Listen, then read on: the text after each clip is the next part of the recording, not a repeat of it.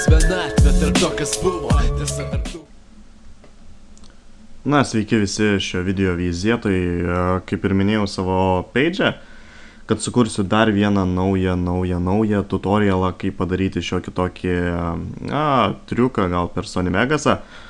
Gerai, iš pradžių gal parodysiu kelis jūsų pageidautus dalykus, tai kaip uždėti cenzor bipą, nu ta prasme, kad jeigu nusikeikėte, kad vietoj jūsų keiksmažodžio nupipsėtų šioks toks garsas, tai labai paprasta.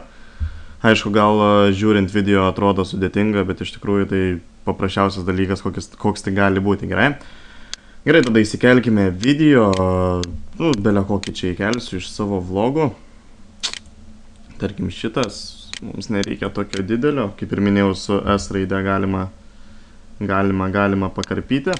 Štai nusikirpome.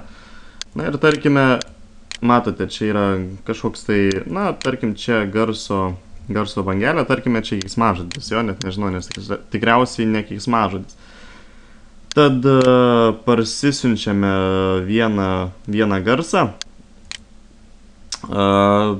Aš jį gal patalpinsiu tokioj svetainė, na, aš užsiminsiu apie tai vėliau, kur viskas bus patalpinta, tiesiog visi reikmenys, kuriuos aš naudojau, galėsit panaudoti vėliau. Štaigi turime šiokį tokį garsą, cenzorio, ta prasme, neveikia. Turime cenzoriaus garsą ir tiesiog tą vietą, į kurią mes norime užsimesti, atsidaro naujas garso takelis. Taigi va, norime nuo čia kažkur, kad būtų iki, na čia, kol pasibaigs garso banga, taip. Paprasčiausias dalykas tiesiog užtęsti šitą, galite šitą kanalą pagarsinti, kad tiesiog nebesigirdėtų tai, ką pasakėte, ir paprasčiausias dalykas. Ant per ausinės užsipė, nežinau, ar jūs girdėjot. Tai va, labai paprastas dalykas, kaip uždėti cenzor bipą. Dar prašėte parodyti, kaip reikia, pavyzdžiui, sulėtinti vaizdą. Irgi paprastas dalykas, tiesiog atvedame jūsų pelę ant kampo, matote, atsiranda toks dalykas, tada spaudžiam Control ir atsiranda tokia bangelė. Ir dabar paspaudžia čia su pelės mygtuku ir tempėte tokio ilgio, kokio norite pailginti. Aišku, per daug neužtempkit, nes kameros nėra tiek geros, kad tiek kadrų per sekundę pagautų ir galėtumėt slow motionus daryti. Tiesiog truputį. Na ir matote, vaizdas sulėtėjo. Tai labai paprastas dalykas.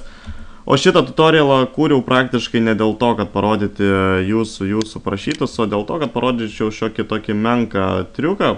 Nežinau, labai paprastas, bet gal kam pravers. Tai tiesiog įsikeliame iškirptą žmogaus nuotrauką. Štai turime tokį kaip ir didžiai matomai. Ir po to backgroundą kokie, ne? Nu, čia priklauso tai, ką jūs norite, galite įsimesti. Na, įsikeliame backgroundą, štai turime žmogus backgroundą. Gerai, parodysiu šiokį tokį efektą, kai būna per pačius filmus, kai tas priartinimas ir atrodo, tas žmogus labai arti priartėja. Tai labai paprasta. Gerai, pirmą gal susidarykime, nes tas backgroundas netitinka akmenų, tai truputį pasimažinti ir šiaip jį reikia iš pradžių priartinti. Tai tiesiog paspaudžiate, matote čia toksai Event Pan Crop, paspaudžiate šitą mygtuką ir atsiranda toks langas. Čia galite mažinti, didinti, vedžioti, na, pamokysiu gal kitose pamokose. O dabar tiesiog darykite tą patį, ką ir aš, tiesiog pamažinkite, priartinkite, matote šitą paveikslėlę, jis iš karto prisiartina. Ir dabar mums reikės animuoti. O kaip reikia animuoti? Čia yra toks animacijos langelis, tai yra, aišku, galite dėlioti kiekvieną sekundę vis skirtingą dalyką, ta prasme ir gražiau atrodys. Bet galima padaryti, kad už mus tai padarytų automatiškai.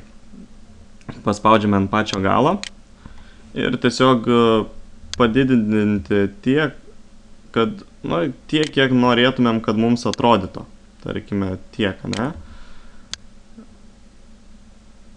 Va, padarėme ir už mus tai padaro automatiškai, žiūrėkit. Matote, automatiškai pamažina vaizdą. Na, o su pirmuoju, ta prasme, su žmogum, kad gautųsi toks gražus priartinimas, ką reikia padaryti, taipogi paspausti šitą kvadratą. Matote, jis iškirptas, truputį reikia jį pamažinti į apačią. Ir kaip darėme su pačiu miestu, mes jį priartiname, o šitą žmogų kai tik reikės iš pat pradžių patolinti, kad gautųsi jis toks mažesnis. Štai turime mažesnį ir taipogi, kaip ir ant pirmo už mūsų animuos pati programa, tiesiog pasivedame ant pačios pabaigos ir tada priartiname prie šito žmogaus. Tai yra, pamažiname šitą, nustatome. Čia aišku galima dirbti su skaičiais, ta prasme būtų tiksliau, bet dabar padarėme iš rankos, irgi gan gražiai atrodys. Na ir pažiūrime bendrą produktą, kuris gavosi. Šitas efektas labai primena San Andresą, kai žmogus priartėjo, o backgroundas, ta prasme, tolėjo nuo jo.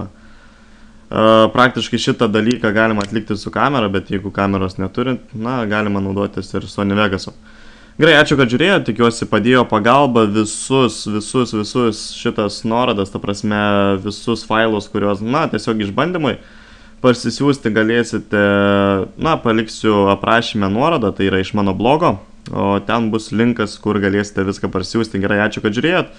Tikiuosi supratot, ką norėjau parodyti, o dabar tariu iki.